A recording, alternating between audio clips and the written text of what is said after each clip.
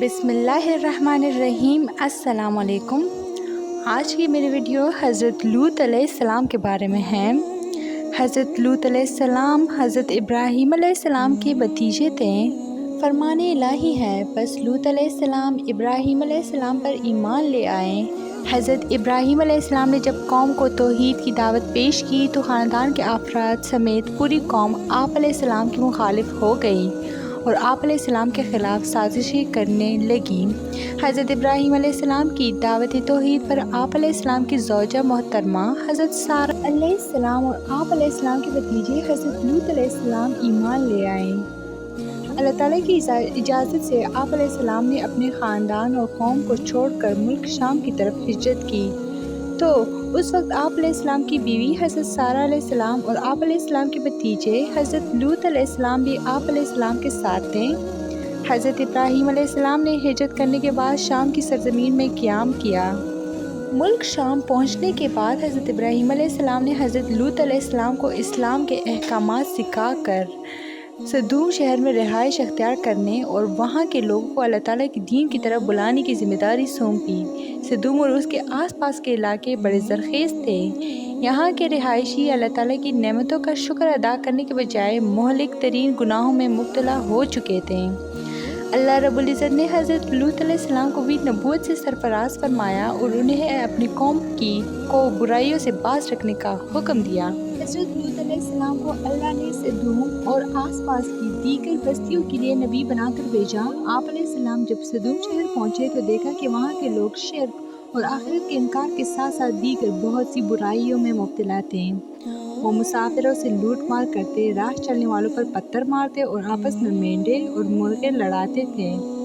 لوگوں نے ان سے تنگ آ کر ان کی بستیوں کے پاس سے گزرنا چھوڑ دیا تھا۔ حضرت لوط علیہ السلام نے اپنی قوم کو بڑے نرم لہجے میں بے حیائی و حرام کاموں کے ارتکاب پر گزشتہ اقوام کو ملنے والی سزائیں بتاتے ہوئے شرافت اور پاک دامن زندگی گزارنے کی تعلیم دی اور انہیں بتایا کہ اے میری قوم، تم اپنے آپ کو انسانیت کے معیار سے نیچے گرا چکے ہو۔ فرمان الہی ہے، جب انہیں ان کے بھائی لوط علیہ السلام نے کہا کیا تم اللہ کے عذاب کا خوف نہیں رکھتے ہو؟ یقیناً میں تمہارے لیے امانت دار رسول ہوں، لہٰذا تم اللہ سے ڈرو اور میری اطاعت کرو اور میں اس تبلیغ پر تم سے کوئی اجر نہیں مانگتا، میرا اجر تو صرف رب العالمین کے ذمہ ہے۔ کیا تم دنیا والوں میں سے مردوں کے پاس جاتے ہو اور تم اپنی وہ بیویاں چھوڑ دیتے ہو جو تمہارے رب نے تمہارے لیے پیدا کی ہیں، بلکہ تم لوگ تو حد ہی سے گزر چکے ہو۔ حضرت لوط علیہ السلام نے اپنی قوم کو خوب نصیحت کی اور انہیں اللہ تعالیٰ کی نافرمانی کرنے پر عذاب الہی کا خوف دلایا، لیکن انہوں نے نصیحت کو قبول کرنے کی بجائے حضرت لوط علیہ السلام کو جھٹلا دیا اور کہا آپ پاک دامن رہنا چاہتے ہو تو ہمارے علاقے سے نکل جائیں، جس عذاب سے آپ ہمیں ڈرا رہے ہیں وہ بھی لے آئیں، ہم پھر بھی اپنی اس حرکت سے باز نہیں آئیں گے۔ فرمان الہی ہے، قوم لوط نے بھی رسولوں کو جھٹلایا۔ قوم لوط نے کہا اے لوط علیہ السلام، اگر تم اس تبلیغ سے باز نہ آئے تو تمہیں جلا وطن کر دیا جائے گا۔ ان لوط علیہ السلام کی قوم کا جواب بس یہی تھا کہ وہ آپس میں کہنے لگے ان لوگوں کو اپنی بستی سے نکال دو، یہ لوگ بڑے پاک صاف بنتے ہیں۔ بس ان کی قوم کا جواب یہی تھا کہ انہوں نے کہا اگر تم سچے ہو تو ہم پر اللہ کا عذاب لے آؤ۔ حضرت لوط علیہ السلام نے اپنی قوم کو بڑے نرم لہجے میں نصیحت کی، لیکن چند لوگوں کے علاوہ کسی پر بھی اس کا اثر نہ ہوا اور قوم نے آپ علیہ السلام کو مختلف تکالیف پہنچانے کے ساتھ ساتھ عذاب کا مطالبہ بھی کر دیا۔ آپ علیہ السلام نے اللہ کے حضور دعا مانگی۔ ترجمہ: اے میرے رب، ان فسادی لوگوں کے مقابلے میں میری مدد فرما۔ جب حضرت لوط علیہ السلام نے اللہ تعالیٰ سے قوم کے خلاف مدد طلب کی تو اللہ تعالیٰ نے قوم لوط کو ہلاک کرنے کے لیے فرشتے بھیجے اور انہیں یہ بھی حکم دیا کہ وہ قوم لوط کو ہلاک کرنے سے پہلے حضرت ابراہیم علیہ السلام کو ان کے بیٹے اسحاق اور پوتے یعقوب علیہ السلام کی خوشخبری بھی دیں۔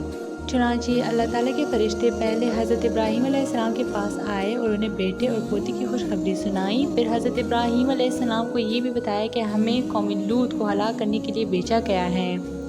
حضرت ابراہیم علیہ السلام کو یہ بھی بتایا کہ ہمیں قوم لوط کو ہلاک کرنے کے لیے بھیجا گیا ہے۔ حضرت ابراہیم علیہ السلام نے جب فرشتوں کی زبانی قوم لوط کی ہلاکت کی خبر سنی تو ہمدردی کا اظہار کرتے ہوئے قوم لوط کی جانب سے دفاع کے طور پر کہنے لگے کہ تم اس قوم کو کیسے ہلاک کرنے جا رہے ہو جس میں اللہ تعالیٰ کے برگزیدہ نبی لوط علیہ السلام بھی موجود ہیں۔ فرشتوں نے عرض کیا، ہم یہ سب جانتے ہیں، ہمیں حکم دیا گیا کہ ہم پوری قوم کو ہلاک کر دیں سوائے لوط علیہ السلام اور ان کے خاندان کے۔ البتہ لوط علیہ السلام کی بیوی بھی عذاب الہی کا شکار ہوگی۔ فرمان الہی ہے، جب ہمارے بھیجے ہوئے فرشتے اسحاق علیہ السلام کی خوشخبری لے کر ابراہیم علیہ السلام کے پاس آئے تو انہوں نے یہ خوفناک خبر دیتے ہوئے کہا کہ ہم اس بستی والوں کو ہلاک کرنے والے ہیں، اس لیے کہ یہاں کے رہنے والے ظالم گنہگار ہیں۔ ابراہیم علیہ السلام نے کہا، وہاں تو لوط علیہ السلام بھی موجود ہیں، تم انہیں کیسے ہلاک کرو گے؟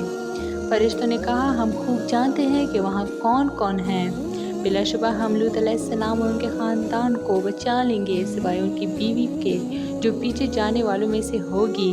ابراہیم علیہ السلام نے کہا، اے اللہ کے بھیجے ہوئے فرشتوں، تمہارا یہاں آنے کا کیا مقصد ہے؟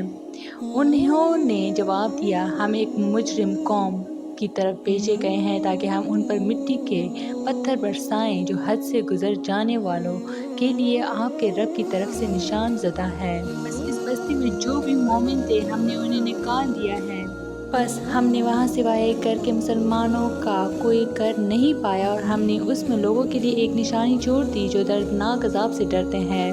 حضرت ابراہیم علیہ السلام کو بیٹے اور پوتے کی خوشخبری دینے کے بعد وہ فرشتے حضرت لوط علیہ السلام کے پاس نہایت حسین و جمیل نوجوان لڑکوں کی صورت میں مہمان بن کر صدوم پہنچے۔ حضرت لوط علیہ السلام ان خوبصورت مہمانوں کو دیکھ کر گھبرا گئے اور اس بات سے ڈرے کہ ان کی بدبخت قوم ان مہمانوں کے ساتھ کہیں برا سلوک نہ کرے۔ حضرت لوط علیہ السلام ابھی اسی فکر میں تھے کہ قوم کے لوگوں کو آپ علیہ السلام کے پاس آنے والے مہمانوں کے بارے میں معلوم ہو گیا اور انہوں نے آ کر حضرت لوط علیہ السلام سے یہ مطالبہ کیا کہ انہیں ہمارے حوالے کرو۔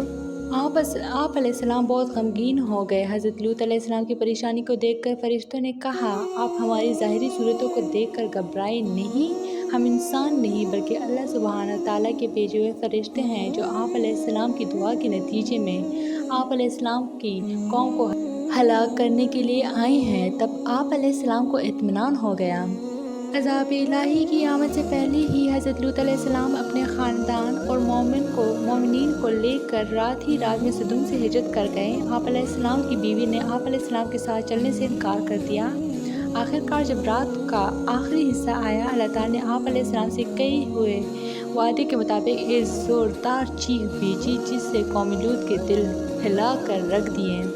فرشتوں نے انہیں زمین سے اٹھا کر آسمان کی طرف بلند کیا اور پلٹا کر دوبارہ زمین کی طرف پھینک دیا، پھر ان پر نشان زدہ مخصوص پتھروں کی بارش برسائیں جس سے وہ تباہ و برباد ہو گئے۔ اس واقعے کو اللہ رب العزت نے بعد میں آنے والوں کے لیے عبرت بنا دیا۔ آخرکار ہم نے انہیں اور ان کے تمام اہل و عیال کو نجات عطا فرمائی سوائے اس بڑھیا لوط علیہ السلام کی بیوی کے جو پیچھے رہنے والوں میں سے تھی۔ پھر باقی تمام لوگوں کو ہم نے ہلاک کر دیا اور ہم نے ان پر پتھروں کی بارش برسائی، بس بڑی ہی بری بارش تھی جو ان ڈرائے گئے لوگوں پر برسی۔ بے شک اس میں بھی عبرت ہے، لیکن ان میں سے اکثر لوگ ایمان والے نہیں ہوتے۔ قوم لوط کو ہلاک کرنے کے بعد اللہ تعالیٰ نے ان بستیوں کی جگہ ایک بدبودار جھیل بنا دی جس کے پانی اور ارد گرد کی زمین سے کوئی فائدہ نہیں اٹھایا جا سکتا ہے۔ یہ اللہ تعالیٰ کی طرف سے اس کی عظمت، قدرت اور اس کی پکڑ کی ایک نشانی ہے۔ سمجھدار لوگ قوم لوط کے انجام سے سبق حاصل کرتے ہوئے ان برائیوں سے بچتے ہیں جو ان کے اندر موجود تھی، جبکہ بے سمجھ لوگ ان جرائم کا ارتکاب کر کے اپنے آپ کو عذاب الہی کا مستحق بنا لیتے ہیں جن کی وجہ سے قوم لوط ہلاک ہوئی۔